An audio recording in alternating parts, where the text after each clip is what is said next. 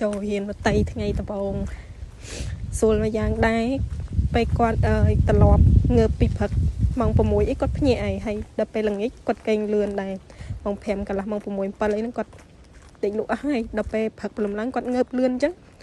ទៅរៀនស្រួលមិនបាច់បាក់ដាស់គាត់ទេគាត់ងើបខ្លួនឯងហើយគាត់ចង់ទៅរៀនអត់ដូចក្មេងគេខ្លះទៅរៀនថ្ងៃដំបូងយំអត់ទៅអត់ទៀតទៅណានេះចង់ទៅរៀនណាហើយគាត់ងើបឡើងគាត់ស្លៀកពាក់ខ្លួនឯងហើយគាត់និយាយទូរស័ព្ទមួយអញ្ចឹងគាត់ឲ្យមើលកតាបគាត់ហើយមើលគាត់ស្លៀកពាក់ខ្លួនឯងតនុយកអាវចង់ឲ្យប៉ាម៉ាក់ឃើញអញ្ចឹងហើយគេឆែកកតាបគេឲ្យមើលមានបេកមានខ្មៅដៃមានក្តារអីអញ្ចឹងទៅសភៅក្នុងកតាបគេមានអីខ្លះអញ្ចឹ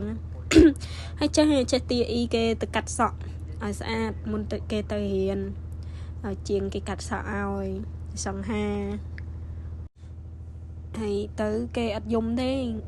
ចូលរៀនថ្ងៃដំបូងគេអត់យំគេក្លាហានណាពីអ្នកបងប្អូនគេ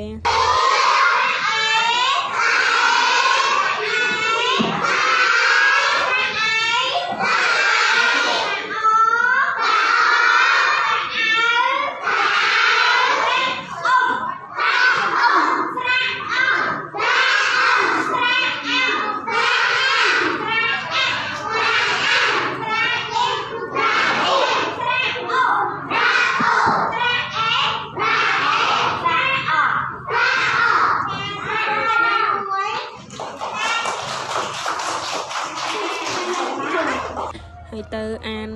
តាមអ្នកគ្រូហត់ហើយណាធ្វើអីអត់ខ្វល់ទេសំខាន់ពីអ្នកបងប្អូនកាត់នំដៃ2ដៃ3កាត់នំញ៉ាំអ្នកគ្រូឲ្យអានអត់សូវធ្វើតាមទេកាយការអីក៏អត់ដែរថ្ងៃដំបូងនៅគឺនៅស្ងៀមអីគេហៅរហូតហៅឲ្យឡើងឈរអីអញ្ចឹងអត់លើទេអត់ព្រមឡើងទេនឹងអង្គុយស្ងៀមអត់ពិបាកអ្នកគ្រូចាប់ញ៉ៃញ៉ៃចាំមើលថ្ងៃបន្តទៀតមើលយកគាត់ទៅដាក់អីសមក្នុងថ្នាក់សិនមើល